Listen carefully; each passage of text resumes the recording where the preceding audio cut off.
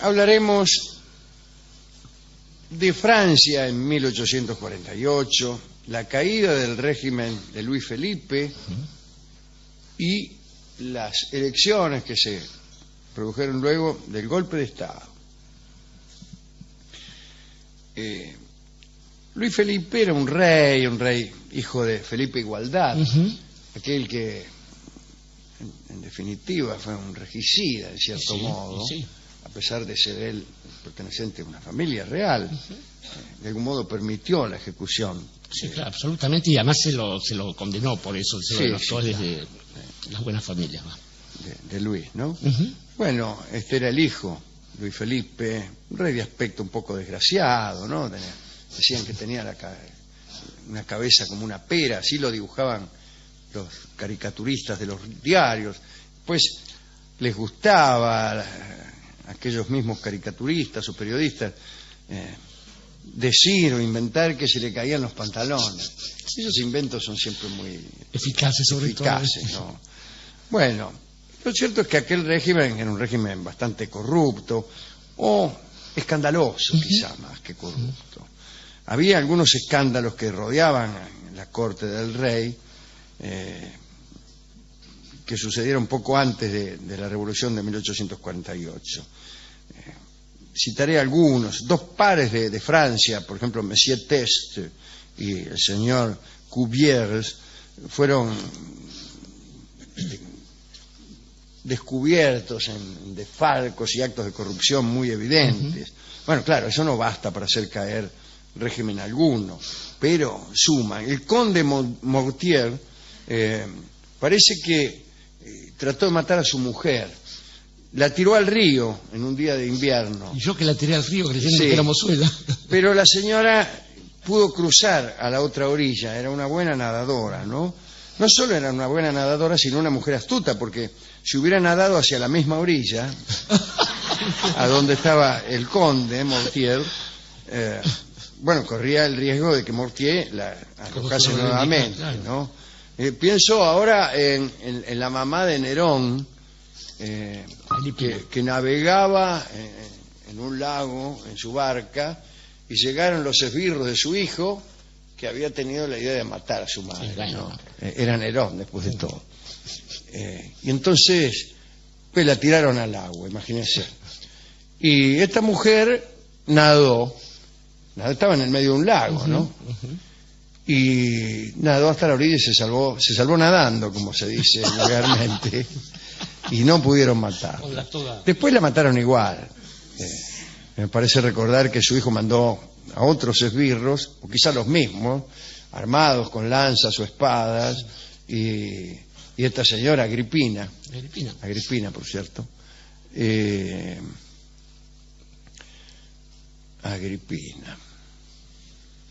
Agripina fue mujer de Claudio. Fue mujer de Claudio y madrastra de Británico. Sí, o madre de Británico. Madrastra me parece que era del matrimonio anterior de Claudio. Claudio, que quiere decir el rengo, en el latín, ¿no? Está ahí. No, claro. Bueno, como quiera que sea. Les ofreció su vientre a los esbirros y les dijo, bueno, si me van a matar, mátenme de una vez porque ya estoy cansando. Bueno, no importa, sigamos con este otro asunto. Hablábamos de la corrupción del régimen de Luis Felipe, ¿no? El príncipe de Berg, que fue apresado porque parece que iba al casino con fichas que fabricaba él mismo. Grande. Ese es un emprendedor. Claro, lo hacía para no entrar en ese circuito tan enojoso de los casinos, donde las fichas las tiene que pagar uno. Después estaba el jefe de un batallón, una escuadra, Goudin, que fue herido de un tiro por hacer trampa en un escolazo. Había ido a un juego particular, no sé qué uña metió y encajaron un tiro. El magistrado Julián Dubois era interrogado por haber robado varias veces en el mercado de fruta de Saint-Germain. Bueno, ahí un lindo escándalo, un tipo que afanaba fruta en el mercado. Ahí está la corruptela del régimen de Luis Felipe personificada. El caso es que todos los personajes estaban muy ligados a la familia de Orleans. El pueblo empezó entonces a mirar con cierto odio al Palacio de las Tullerías, que era donde vivía el rey Luis Felipe. Parece que la situación se puso verdaderamente tensa. La clase burguesa había crecido con el comercio mantenido con las colonias africanas de Francia, pero los obreros de los talleres se morían de hambre. Además, no podían competir con un monstruo industrial como era Inglaterra en aquellos años. Parece que los productos ingleses invadían Francia, eran más baratos. Entre algunos hombres iniciadores del Partido Socialista francés y los mismos obreros, se organizó la revuelta. Y se levantaron, como saben ustedes, aquellas barricadas en los bulevares. Y en determinado momento los soldados dispararon contra los obreros. Y lo que había comenzado como protesta se transformó en revolución. El 24 de febrero, a las 4 de la tarde, el rey Luis Felipe abdicó. Luis Felipe se fue de Francia y o de París, dejó a Helena de Orleans y al hijo de su nuera, el conde de París, y abdicó a favor del chico, ¿no? El muchachito tenía 10 años y salió rajando. Se embarcó hacia Inglaterra con su esposa, María Amelia, y allí murió 2 años más tarde. Pero al día siguiente de la abdicación, el 25 de febrero, la duquesa de Orleans se presentó en la Cámara de Diputados con el conde de París.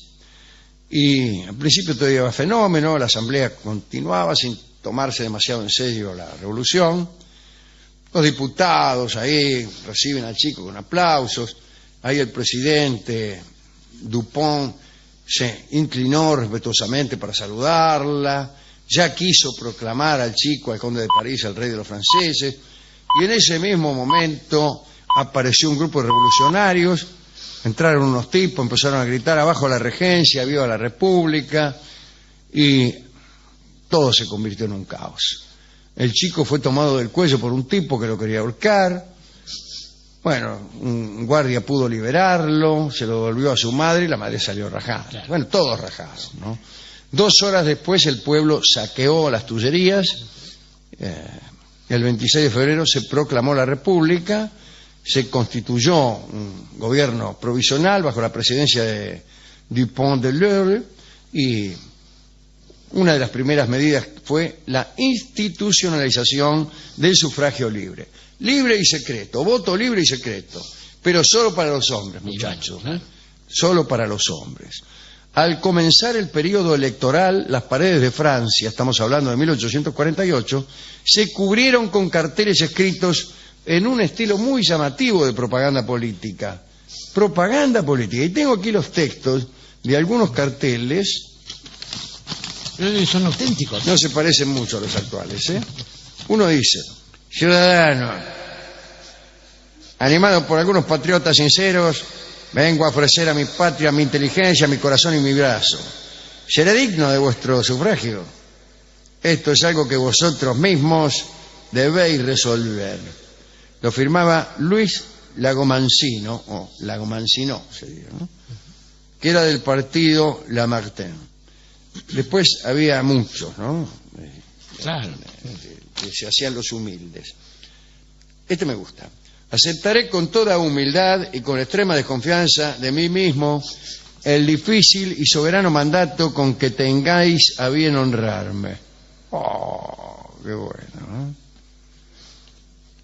Son quizás falsos humildes, pero por lo pronto preferibles a los verdaderos soberbios.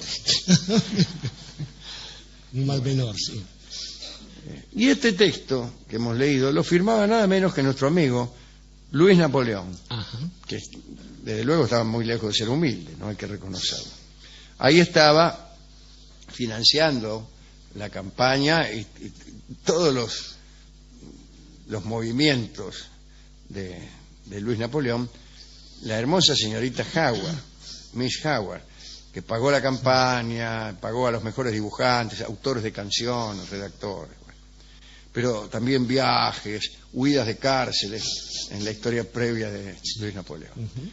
Entre las filas revolucionarias se pretendía convencer a todo el país para que siguiera los movimientos, repitiera lo que había ocurrido en París, vamos. Es decir, asalto y caos. Claro. En Lyon decían: Francia, sé digna de París, libera al mundo. Dios lo quiere o bien no existe. Extraordinario, eso es buenísimo. Y se toda una cuestión teológica había allí. Dios quiere esto, y si no lo quiere será porque no existe. Claro. Una verdadera paradoja. Muy bueno. Bueno, el señor Jean Julie, que era un comerciante, que después fue expulsado, lo echaron de los comicios, no sé por qué, se promovía de una forma bastante extravagante. Extravagante no, extravagante. Decía: soy hijo de un pintor de brocha gorda del emperador difunto, o sea, del otro Napoleón. El verdadero.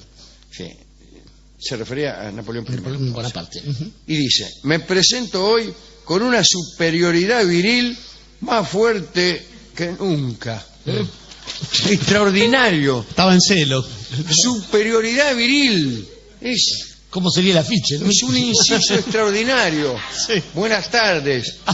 Me presento aquí con una superioridad viril más fuerte que nunca. Qué bueno. Votadme. O todo lo contrario. Sabed que de mi ardor siempre saldrá el mismo grito: ¡viva la República! Qué grande, el tipo parece que en el momento cúlmine de los momentos ardientes, de los encuentros ardientes, salía siempre el mismo grito: ¡viva la República! Y venían los vecinos. Y gritaba: ¡viva! Qué lindo. Había un candidato llamado Luis Cardelí, que colocó un texto destinado a los 22.000 sordomudos de Francia. Decía: necesitáis alguien que hable. Os ofrezco mi ayuda desinteresada y sincera. Si necesitáis una voz que defienda vuestra causa, yo seré esa voz. No lo votaron. Ni siquiera los sordomudos, ¿no? No lo entendieron. El ciudadano Miret, el precursor del automatismo, que pedía por la multiplicación infinita de las máquinas, y escribía: es preciso que todos los obreros sean reemplazados por perros guardianes encargados de vigilar las fábricas. Después las máquinas harían todo, ¿no? Esta manera de pensar las cosas por la mitad, no crea que ha terminado en 1848. No.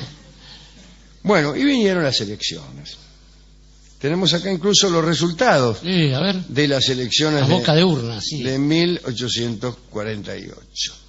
El 10 de diciembre de 1848. Quedaron así las cosas. ¿Dónde van a encontrar un programa que les dé? Por favor. El escrutinio. La información. Un poco lento el escrutinio. A ver. Mesa 34 de Necochea. Estamos ganando Necochea. Ganó Napoleón. No, se equivocaron eso. Bueno, total de votos 7.327.345. De esos, un afán fue, 5.500.000 fueron para Luis Napoleón. Los otros candidatos que fueron aplastados, ¿no? Cavaignac, 1.400.000. Ledru-Rollin, 370.000. Raspail, 36.000. Lamartine, 17.000 y 12.000 votos anulados. Bueno. Andá a saber por qué se lo habrán anulado, ¿no? Bueno, sin embargo, iban a ocurrir cosas muy extrañas, ¿no? Y voy a contar una pequeña historia de algo que sucedió en aquel momento, en aquella revolución que culminó con el derrocamiento del régimen de Luis Felipe. Por ejemplo, había un tal Born, inventor de máquinas para la guerra, máquinas, por ejemplo, que podían lanzar 300 bolas o paquetes de metralla por minuto.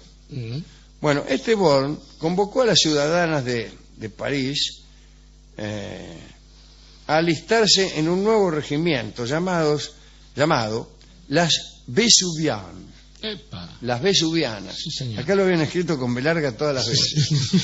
Pensaron más en un beso que en un Claro, volcán, ¿no? sí. Claro, Con no. el bien. Viene del Vesubio. Vesuvianas. Para ser admitidas allí era necesario tener 15 años por lo menos y 30 como máximo y no estar casadas. Qué lindo club. Sí, qué club. Entonces el señor Bourne hacía que las mujeres se presentaran en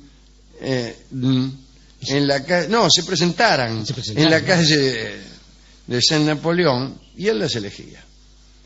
Iban todas las minas y el tipo elegía. No sé por qué dice Saint Napoleón acá. Yo sé, era en la calle Saint-Honoré, que es en la calle paralela a Rivoli, donde vivía Chopin.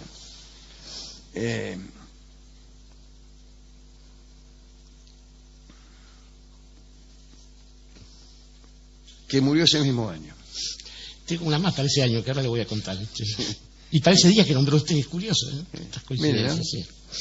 Bueno, y retuvo a unas 50 minas, que constituyeron no solo una falange destinada a luchar por la emancipación de la mujer, sino también un harén. Así que en lo de este muchacho Bourne eran alojadas, alimentadas, recibían 10 francos por mes, llevaban uniformes, llevaban una pequeña falda con kepis, charreteras, algunas usaban pantalones, se dividían en 3 cuerpos, que eran obreras, vivanderas y enfermeras. Y cada noche Bourne iba al club Legión de las Vesuvianas y en el transcurso de la tercera reunión, viendo que el auditorio ya estaba preparado, dijo a los gritos: utilizad vuestro cuerpo libremente, probaos a vosotras mismas que sois seres libres y que tenéis derecho a llamar a los republicanos.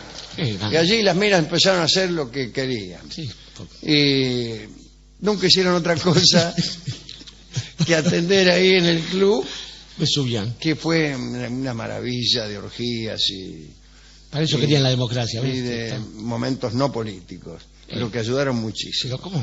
Después, Luis Napoleón dio su propio golpe. Si primero ganó estas elecciones y una vez elegido presidente, organizó otras elecciones que eran para ver si la gente quería que él fuera emperador. Y se coronó como Napoleón III, considerando al segundo al rey de Roma, el chiquito. El hijo de Napoleón I. O sea, Napoleón I fue el Napoleón que todos conocemos. Napoleón II fue el hijo que tuvo Napoleón con María Teresa de Austria. Y Napoleón III fue un chico que no llegó demasiado. No llegó, murió muy jovencito y tercero fue él. Así que la República, que surgió con el golpe de Estado que derrocó a Luis Felipe, tuvo una vida muy corta. Muy corta y sin la gloria que le supo dar a Francia y en gran medida al mundo. Algunos somos bonapartistas tardíos, pero el primer imperio, ¿no? El de Napoleón, que bueno, distribuyó por ahí nada menos que el Código Civil, ¿no? El Código Napoleón. Sí, usted porque es un poco bonapartista. Yo soy un poco bonapartista y por sí me llaman. Salvo cuando voy a España, que ahí me vuelvo nacionalista. Pero estaba pensando, Alejandro, usted nombró un Monsieur Test, que es un nombre que después se vuelve más caro, más querido para este programa, que es el personaje de Paul Valéry, ese hombre que fue quemando todos los libros que tenía en su casa, y que guardaba algunos nada más, porque eran los que merecía consultar cada tanto. El resto o lo sabía o no servían para nada, y trataba muy mal a su mujer, no a la suya sino a la de él. Y su interlocutor le pregunta un día a la mujer: ¿cómo aguanta esto? Dice: bueno, es un poco rústico, Monsieur Test, pero usted no sabe, ese momento en el año en que él me sonríe y me trata bien, eso es amor. No está mal, ¿no? No está mal. No. Y estaba pensando después, ese día que nombró usted recién, 25 de febrero de 1848, en una casa en París estaba festejando celebrándose un cumpleaños, el cumpleaños del general José de San Martín, que a la sazón Claro. decide irse para Boulogne-sur-Mer porque se está poniendo espesa la cosa. Sí. Y no le llegan a dar un libro de una librería que estaba, de una editorial en realidad, que estaba a pocas cuadras, un libro que empezaba diciendo: un fantasma recorre Europa, el fantasma del comunismo. San Martín ya estaba ciego y no lo llegó a leer. Bueno, el 17 de agosto de 1850 murió en Boulogne-sur-Mer, ¿no? Muchos años después, el 25 de febrero de 1950, nació un muchacho en la Patagonia. Pero bueno, estaba pensando que también en esos días hay varias acciones callejeras que tanto nos gustan en su relato recurrente, que son las de Los Miserables, por ejemplo. Y también, básicamente, en lo que estaba pensando después de acordarme que robot quiere decir obrero en alguna de las lenguas de otra cortina, hay un filósofo llamado André Comte-Sponville, es un filósofo de la política francesa, que dice que la cuestión para hacer política no es plantear estas cosas de los programas, sino ir suprimiendo, talando los pésimos de una sociedad. Porque ya sea la propuesta, una utopía o un régimen conservador, o sea, mantener lo que es bueno o aspirar a algo que es maravilloso, lo único que hace es hacernos perder en estas perspectivas, y lo que se puede hacer en la política real es ir callando, ir cortando la madera que se llena de espinas siempre. Es un consejo que algunos han seguido, siguiendo una escuela que va de Estados Unidos a Francia. Uno de los exportadores de estas tesis es nada menos que su amigo Thomas Jefferson, que es el inventor de esta silla de porquería en la que estoy sentado. ¿Cómo La viene silla Jefferson giratoria, seguido? señor. Jefferson está viniendo todos los días. Viene Va a hablar seguido. cuando hablemos de amantes negras.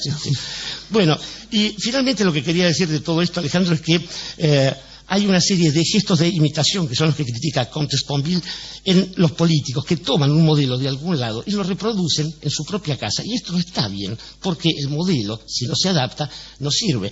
Alguna vez Enrique IV de Navarra dijo que París bien valía una misa.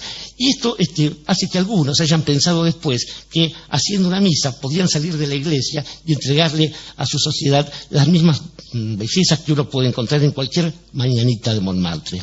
Y Mañanita de Montmartre, tal vez por ser el único disco parisino que teníamos esta noche, es lo que tocará brevemente para nosotros su autor, don Lucio de Mare. Sí. A pesar de ser él perteneciente a una familia real, de algún modo permitió la ejecución. Sí, claro, absolutamente, y además se lo condenó por eso, Sí, de los sí, autores claro. de las buenas familias. ¿Va? De Luis, ¿no? Ujú. Bueno, este era el hijo, Luis Felipe, un rey de aspecto un poco desgraciado, ¿no? Decían que tenía una cabeza como una pera, así lo dibujaban los caricaturistas de los diarios. Pues les gustaba, trató de matar a su mujer, la tiró al río en un día de invierno, Y yo que la tiré al río creyendo Sí. que era mozuela. pero la señora pudo cruzar a la otra orilla, era una buena nadadora, ¿no? No solo era una buena nadadora, sino una mujer astuta, porque si hubiera nadado hacia la misma orilla, a donde estaba el conde Mortier, bueno, corría el riesgo de que Mortier la arrojase nuevamente, claro. ¿no? Pienso ahora de la Revolución de 1848. Citaré algunos, dos pares de Francia, por ejemplo, Monsieur Test y el señor Cuviers, fueron descubiertos en desfalcos y actos de corrupción muy evidentes. Bueno, claro, eso no basta para hacer caer régimen alguno, pero suma. El conde Mortier parece que estaba aquellos mismos caricaturistas o periodistas decir o inventar que se le caían los pantalones. Esos inventos son siempre muy Eficaces, sobre eficaces, todo. ¿no? Bueno, lo cierto es que aquel régimen era un régimen bastante corrupto o escandaloso, quizá más que corrupto. Había algunos escándalos que rodeaban la corte del rey,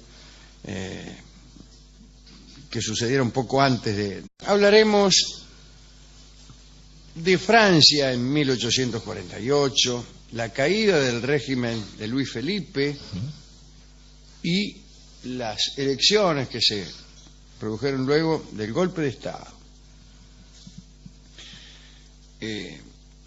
Luis Felipe era un rey hijo de Felipe Igualdad, aquel que en definitiva fue un regicida, en cierto modo.